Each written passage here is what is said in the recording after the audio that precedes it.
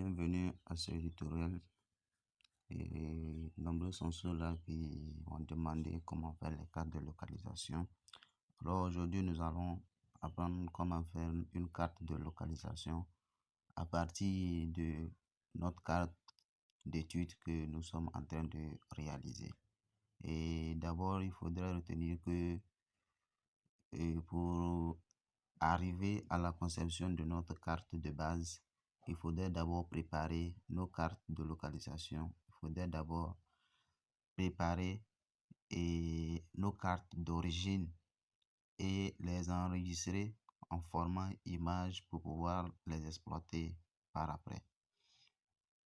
Et là, ce qu'on doit faire, supposons que nous sommes sur notre carte. Nous n'avons pas encore fait notre carte de base et il faudrait sélectionner une zone d'étude, voilà, qui est notre région avec l'outil de sélection. J'espère que jusque-là, tout le monde a déjà maîtrisé ces outils-là. Que nous allons essayer d'exporter ça au format shapefile et enregistrer. Et ceci vient avec une couleur par défaut. Si cela nous sied, on peut laisser ça comme ça ou on peut toutefois modifier la couleur.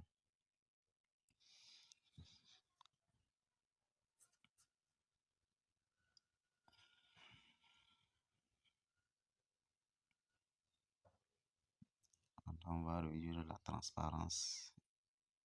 Voilà, je vois que cela me sied comme ça, cela me va très bien.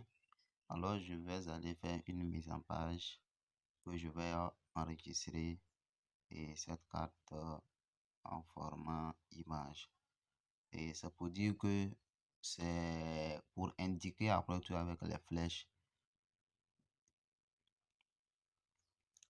notre zone de carte, notre carte de base sera, ou bien sinon serait sortie de cette région.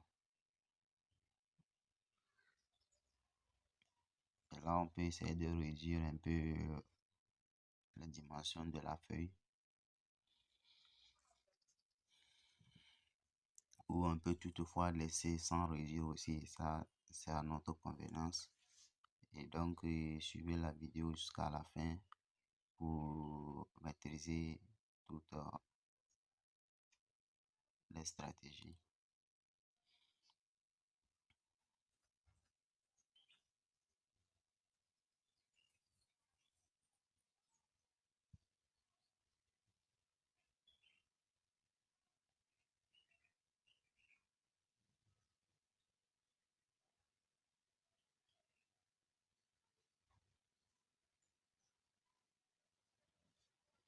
On va essayer de jouer un peu avec l'échelle pour obtenir au moins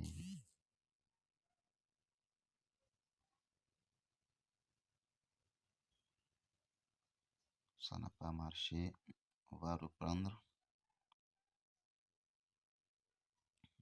Voilà, on va essayer d'élargir un peu. Et là, on a plus réduit la page, hein. Donc, c'est comme ce que je vous disais tantôt. On peut toutefois réduire la page ou ne pas réduire. Voici l'avantage aussi de ne pas réduire. On voit que la carte est grande. On n'a plus besoin de travailler sur l'échelle. Alors c'est fini et nous allons juste désactiver toute la carte et seulement notre zone que nous avons extrait, enregistré au format shapefile qui est notre région. Et il suffit juste d'enlever la couleur si vous voulez. Maintenant, on a les préfectures que nous allons essayer de découper pour obtenir juste les préfectures de cette région.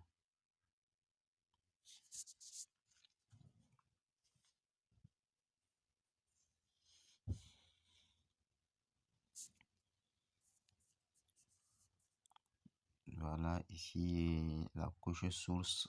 On va choisir la couche que nous voulons découper, donc préfecture. Et la couche de base, c'est notre région. région centrale, bien sûr. Et on passe à l'exécution. Voilà, c'est fait. Feu fermé.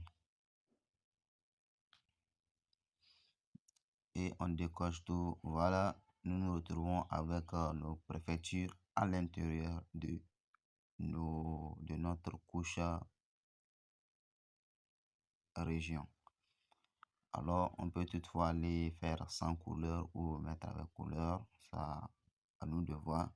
Ici, on pouvait faire toutefois comme l'autre, mais nous allons essayer de faire autrement pour pouvoir vous expliquer vers la fin. Donc, restez connectés et regardez la vidéo jusqu'à la fin.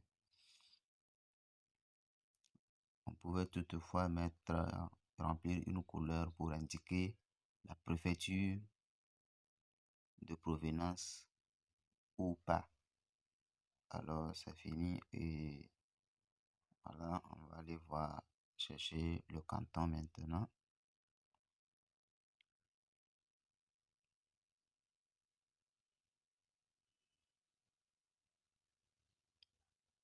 Voilà, on pouvait le faire au départ, depuis le début, mais c'est pour pouvoir vous expliquer encore un peu plus tard et d'autres manières d'indiquer la localisation. Donc ici, voilà, on va maintenant afficher les cantons.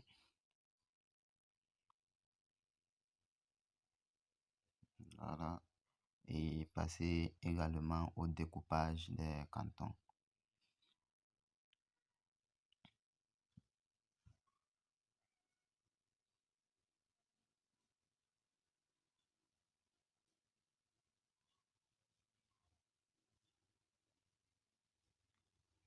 Et voilà, c'est fait. On désactive ça et on a nos cantons à l'intérieur de notre préfecture.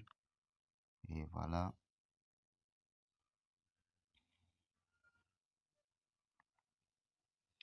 Ici, on a également le choix d'enregistrer ça ou de, d'indiquer par une couleur. Voilà, ici, on a décidé d'indiquer ça avec une couleur, un remplissage de notre zone d'étude.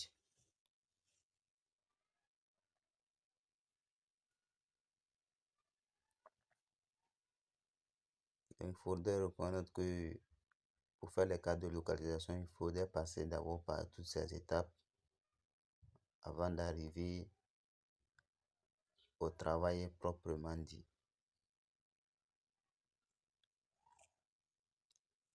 Voilà, on désactive tout pour laisser juste notre zone d'étude qui est là, le canton d'Asrama.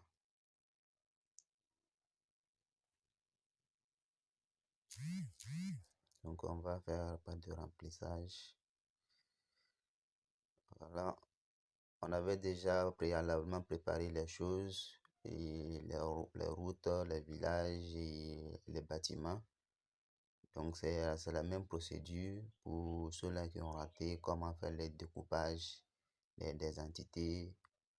J'espère que on vient de le faire également ici dans le menu vecteur, outils de géotraitement coupé. Donc c'est toujours la même procédure. Voilà, on va commencer maintenant à faire la mise en page.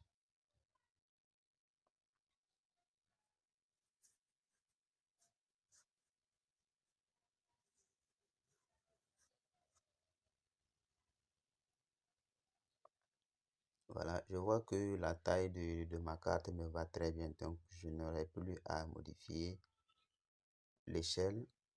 Je vais commencer à faire l'ajout des éléments de carte, des éléments d'édition, dont le nom géographique. Je vais ajouter l'échelle.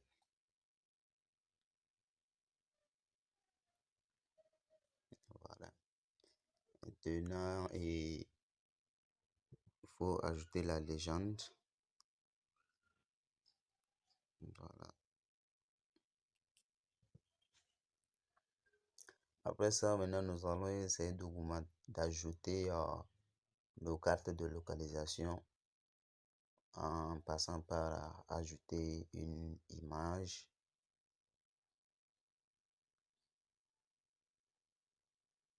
Voilà. Et ici, n'oubliez pas de cliquer, de sélectionner sur image raster.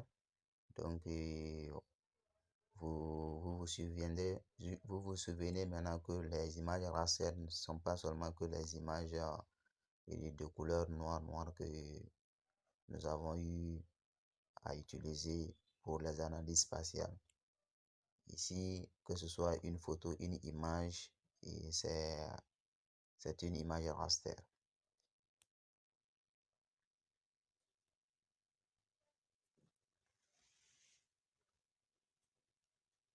Voilà, on fait les mêmes procédures pour apporter toutes nos cartes que nous avons préalablement enregistrées.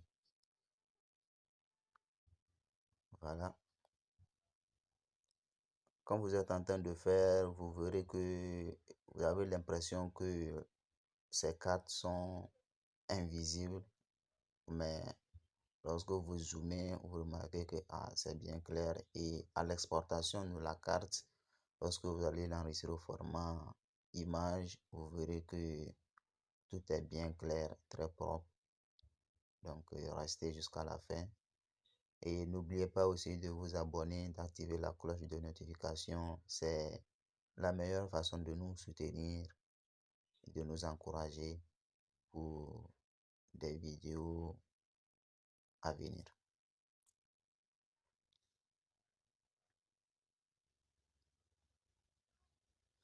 Alors, on a tout apporté nos cartes de localisation pour indiquer notre carte de base, l'origine de notre carte de base. Donc, on va ajouter un rectangle. Voilà. C'est la méthode dont j'étais en train de parler. Et soit vous utilisez le cadre pour indiquer, ou soit on utilise une couleur de fond, sinon de remplissage, pour indiquer notre zone comme on vient de le faire ici. Voilà, vous voyez ça. Et là, on a décidé d'utiliser un cadre entouré pour voilà, indiquer. Donc, je fais clic gauche, en plus clic droite pour pouvoir libérer la souris.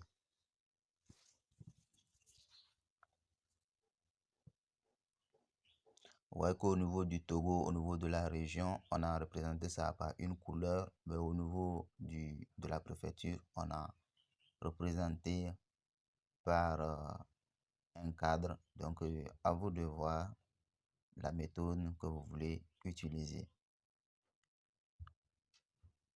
On essaye de varier toutes ces méthodes pour que vous puissiez au moins comprendre et être à l'aise lors de votre conception de carte. Voilà les flèches que nous essayons d'augmenter. On peut toutefois réduire, on peut aussi également attribuer la couleur, sinon les couleurs de la tête de flèche et la barre de flèche également. Voilà.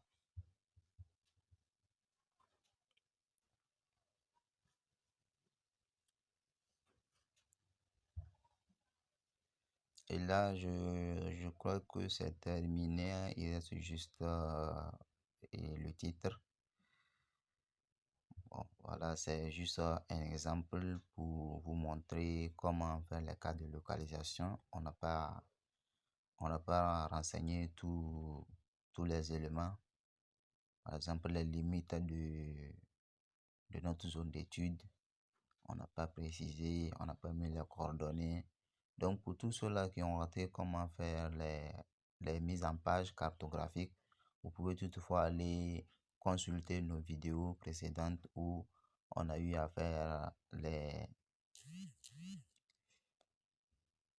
mises en page des différentes versions, que ce soit 3.4 qui est la vieille version et la version 3.22. Alors nous avons terminé de faire notre mise en page et nous l'avons exporté au format image. Visualisons et apprécions. Voilà, ici c'est pas de remplissage, on a essayé de faire ça avec un cadre. Vous voyez que c'est un peu différent d'ici où nous avons utilisé un remplissage de fond. Voilà, si la vidéo vous a plu, n'hésitez pas de vous abonner, d'activer la cloche de notification. Merci et à la prochaine.